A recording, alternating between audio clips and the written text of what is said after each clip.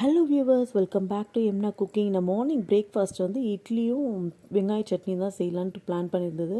So idli வந்து ராகி இட்லி செய்யலான்ட்டு, எப்போவுமே ஒரே மாதிரி செய்யாமல் ragi idli. So before day night வந்து நான் வந்து ஃபஸ்ட் டைம் இது ட்ரை பண்ணுறேன். எப்படி வரும்னு தெரியாது. ஃபஸ்ட்டு இட்லி மாவு அரைச்சி வந்த இட்லி மாவு அது நீங்கள் மிஷினில் கொடுத்து தான் அரைப்பேன். நான் பக்கமே இருக்குது. ஸோ வந்து ரெகுலராக அங்கே தான் அரைப்பேன். இப்போ அந்த மாவு அரைச்சி வந்த மாவுலேருந்து ஒரு 5 கரண்டி 6 கரண்டி தேவையான அளவு நான் வந்து அவங்கவுங்களுக்கு எவ்வளோ தேவையோ, எத்தனை பேர் இருக்காங்களோ அத்தனை பேருக்கு. இப்போ 4 பேர் எங்கள் வீட்டிலன்றதுனால நான் வந்து ஒரு 5 கரண்டி போட்டுட்டேன் இட்லி மாவு. இது உளுந்து, இட்லி அரிசி, பச்சை அரிசி போட்டு அரைச்சது தான் ரெகுலராக.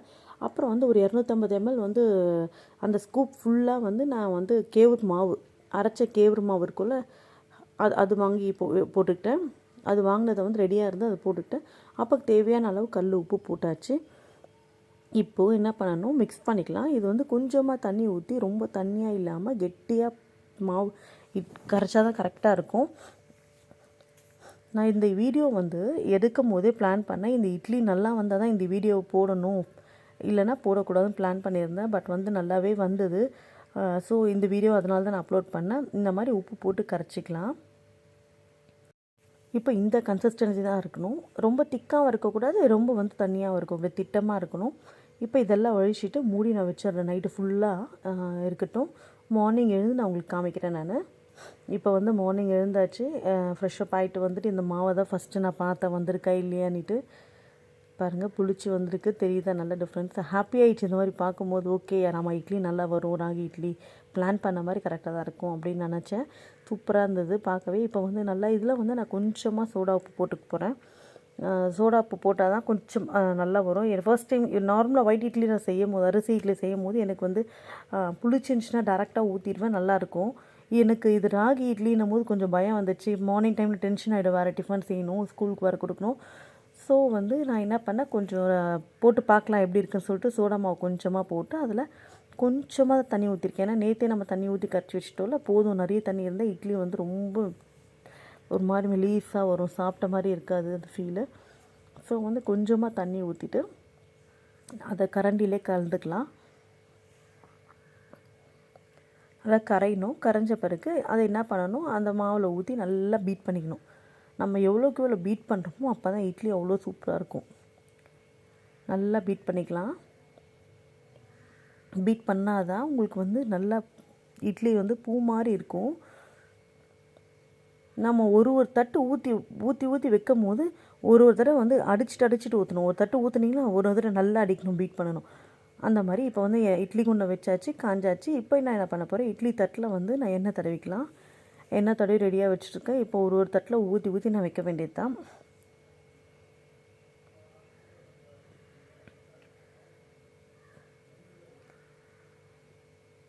நெக்ஸ்ட்டு அடுத்த தட்டில் வைக்க போகிறேன். இப்போ அடுத்த தட்டு நம்ம ஊற்றும் போது இன்னொரு தட்டு நல்லா அடிக்கணும். அடித்து ஊற்றும் போது இன்னும் நல்லாயிருக்கும். அதே போல் நம்ம மாவு வந்து இப்போ நான் சோடா மாவு போட்டு கரைச்சி வச்சல, இப்போ வந்து டைம் இருந்துச்சுன்னா ஒரு 20 minutes கூட மூடி வைக்கலாம், நல்லாயிருக்கும். உடனே ஊற்றும் போதும் அதுக்கும் டிஃப்ரென்ஸ் இருக்குது, கொஞ்சம் நேரம் கழிச்சு ஊற்றினாலும் டிஃப்ரென்ஸ் இருக்குது. நல்லா ஒரு இட்லி சூப்பராக வரும். நான் டைம் ஆயிடுச்சுன்றதுனால நான் வந்து சீக்கிரமாக ஊற்றிட்டேன். இப்போ வந்து நான் இது ஓப்பன் பண்ண போகிறேன். இது ஓப்பன் பண்ண பிறகு பாருங்கள், ஒட்டுதான்னு பார்க்கலாம் வெந்துட்டு இருக்கான்னுட்டு. இல்லை, ஒட்டல. ஸோ வெந்துடுச்சு. இப்போ இந்த மாதிரி புதுசாக எதனா ட்ரை பண்ணும்போது கொஞ்சம் பதட்டமாகவே இருக்கும். என்னடா அது, நல்லா இருக்குமா நல்லா இருக்காதா அப்படின்ட்டு. இது ஓகே, எனக்கு நல்லபடியாக வந்துடுச்சு. நிஜமாலே நான் இந்த இட்லி நான் இது வரைக்கும் செஞ்சதில்லை. இது கூட தெரியலையான்ற மாதிரி நீங்கள் சொல்வீங்க. பட் நிஜமாக நான் செஞ்சதே கிடையாது ராகி இட்லி. ராகி வச்சு நிறைய செஞ்சுருக்கேன், இட்லி நான் பண்ணதே கிடையாது. இதே மாதிரி நிறைய இட்லி வச்சு நான் பண்ண போகிறேன். தினை, சாமை, குதிரைவாளி இதெல்லாம் வச்சு நான் செய்ய போகிறேன். ஹெல்த்தியான இட்லியாக கொடுக்க போகிறேன். பாருங்கள், ரொம்ப சாஃப்டாக நல்லா வந்திருக்கு, குண்டு குண்டாக வந்திருக்கு இட்லி.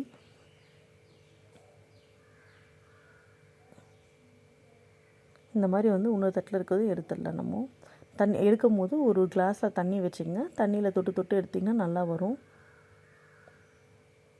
துணியில் இருந்தால் இன்னும் சூப்பராக வரும். எனக்கு அந்த துணி பழக்கம் வரல, பழகணும், நல்லாயிருக்கும். அந்த மாதிரி செய்யணும்னு ஆசை தான். கொஞ்சம் கொஞ்சமாக நானும் ட்ரை பண்ணுறேன். அந்த ரோட்டு கடை ஷாப்லலாம் பார்க்கும்போது நல்லாயிருக்கும், துணியில் போட்டு எடுப்பாங்க. அது பார்க்கும்போதே அவ்வளோ நல்லாயிருக்கும், சாப்பிடணும் போல் ஆசையாக இருக்கும். பாருங்கள், ராகி இட்லி ரெடி ஆயிடுச்சு. பாருங்கள் எவ்வளோ சாஃப்டாக இருக்குது. நான் எதிர்பார்த்த மாதிரியே வந்துடுச்சு. ரொம்ப ஹாப்பி எனக்கு. இது வந்து கிட்ஸ் சாப்பிடுவாங்களான்னு தான் பார்க்கணும். இங்கே சாப்பிட்டாங்கன்னா எனக்கு ஒரு சாட்டிஸ்ஃபேக்ஷன், நல்லபடியாக ஓகே ஹெல்த்தியான இட்லி கொடுத்துட்டோன்னிட்டு. என்னோடய ராகி இட்லி உங்களுக்கு பிடிச்சிருந்தா லைக் பண்ணுங்கள், ஷேர் பண்ணுங்கள், சப்ஸ்கிரைப் பண்ணுங்கள், பக்கத்தில் இருக்க பெல் பட்டனை ப்ரெஸ் பண்ணுங்கள். அதுக்கு சுவையான வெங்காய சட்னி தான் ஆல்ரெடி நிறைய வீடியோஸ் நான் போட்டிருக்கேன். ஸோ அதனால தான் நான் அதை பற்றி நான் போடவே இல்லை டீப்பாக. பக்கத்தில் இருக்க பெல் பட்டனை ப்ரெஸ் பண்ணிட்டிங்கன்னா என்னோடய வீடியோஸ் வந்தது எல்லாமே உன்னால் பார்க்க முடியும், இல்லைன்னா பார்க்க முடியாது. மறக்காமல் சப்ஸ்கிரைபும் பண்ணிவிடுங்க. பாய்.